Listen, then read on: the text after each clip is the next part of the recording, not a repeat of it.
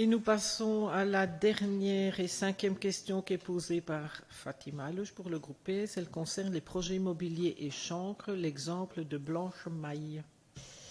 Merci. Récemment, vous avez procédé à la visite du bâtiment rue du Christ avec le ministre du Logement. Donc c'est un projet immobilier d'envergure. Et il y avait un autre projet immobilier au Blanche-Maille qui est actuellement à l'arrêt. Alors pour rappel, le promoteur a dû revoir sa copie, c'est-à-dire de créer un maximum de logements sur un minimum d'espace sur pression de la mobilisation citoyenne. Et aujourd'hui, eh bien, il s'agit d'un chancre. Il y a quelques années, le bâtiment d'habitation était une belle bâtisse, robuste et dans un état extérieur tout à fait correct. Un jour, des engins sont arrivés pour détruire les fenêtres, les portes, faisant de cette maison un lieu où certains maintenant vont s'aventurer.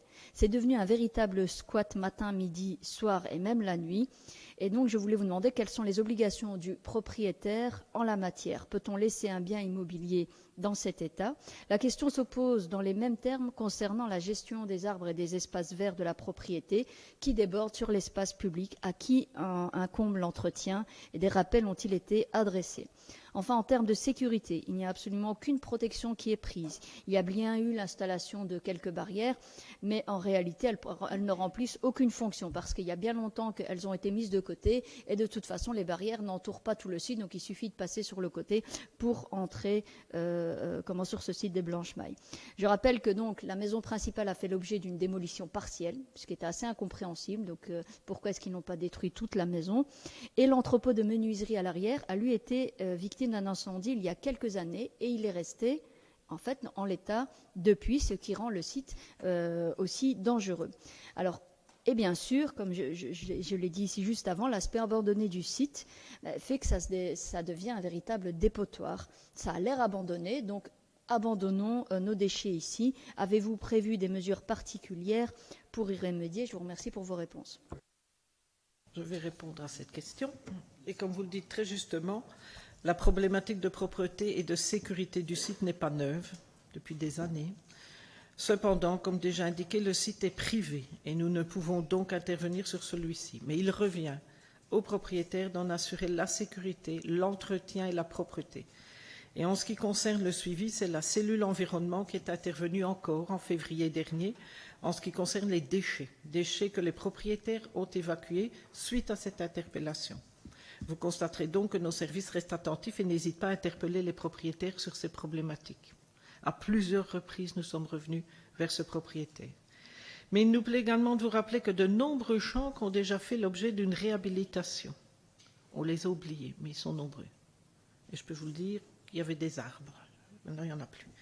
Le Sarma, le site Flamme, rue de la Royenne, Moulinval, qui va suivre, Sanidine, Pas de Doigt. On l'a oublié. On a un très beau bâtiment, mais c'était un chancre. Rue de Roubaix, on avait un chancre aussi. Le site Motte, rue du Christ, rue du Dragon. D'autres dossiers ont obtenu un permis d'urbanisme, ce n'est qu'une question de temps pour voir les projets aboutir. Les DEN, 40 ans. Douty Bowling, le Lidl, chaussée du Riscontou. Enfin, je l'avais promis, il est démoli. Je suis revenu à plusieurs reprises derrière les propriétaires, mais c'est fait. Rue de Tourcoing, le bâtiment aussi était démoli, on l'oublie, où il y avait beaucoup de fiantres de pigeons et la construction va se poursuivre. Et enfin, d'autres projets sont en cours de discussion et on en a parlé tout à l'heure. Vanotrive n'avance pas assez vite. Blanche-Maille est à l'arrêt, n'avance pas assez vite. Et Moulin-Vernier, où il y a de l'espoir. Le travail de reconstruction de la ville sur la ville est donc déjà bien avancé. Le nombre de chancres sur l'entité a fortement diminué et nous continuons notre travail avec les différents propriétaires pour qu'aboutisse la réhabilitation des chancres restants. Voilà. Une réaction? Oui, merci pour cette liste de chancres qui sont réhabilités. Comment on peut se réjouir que ces chancres disparaissent. Mais en attendant, ça ne répond pas tellement aux questions qui sont posées ici. C'est-à-dire que, si je résume, vous interpellez de temps en temps le propriétaire, mais c'est compliqué. Par exemple, vous m'avez cité l'exemple de février pour les déchets. Moi, je peux vous envoyer une photo toutes les semaines des déchets qui y sont déposés, et ce n'est pas des petits déchets. C'est-à-dire qu'on peut y déposer des meubles. La dernière fois, c'était une toilette, il y a eu un caddie, et j'en passe. Et alors, le côté squat squat aussi, comment se fait-il qu'ils aient pu détruire en partie cette habitation plutôt que de la détruire entièrement? Il y a des gens qui passent la nuit là-dedans. C'est vraiment pas un endroit sécurisant, et il n'est pas sécurisé du tout.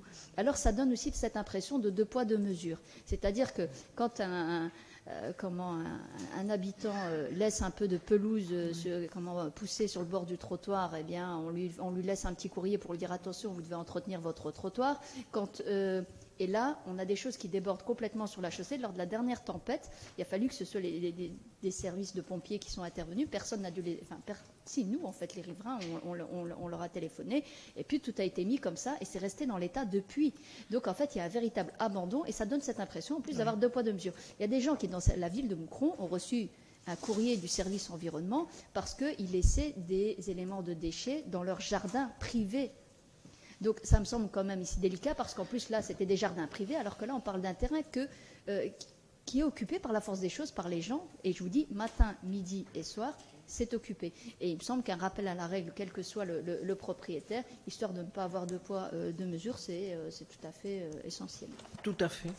Et je l'ai même fait personnellement pour qu'ils mettent des barrières et rasent tout autour de son terrain. Parce que les enfants passent entre deux et je suis allée voir et je vois que les barrières ne sont plus attachées.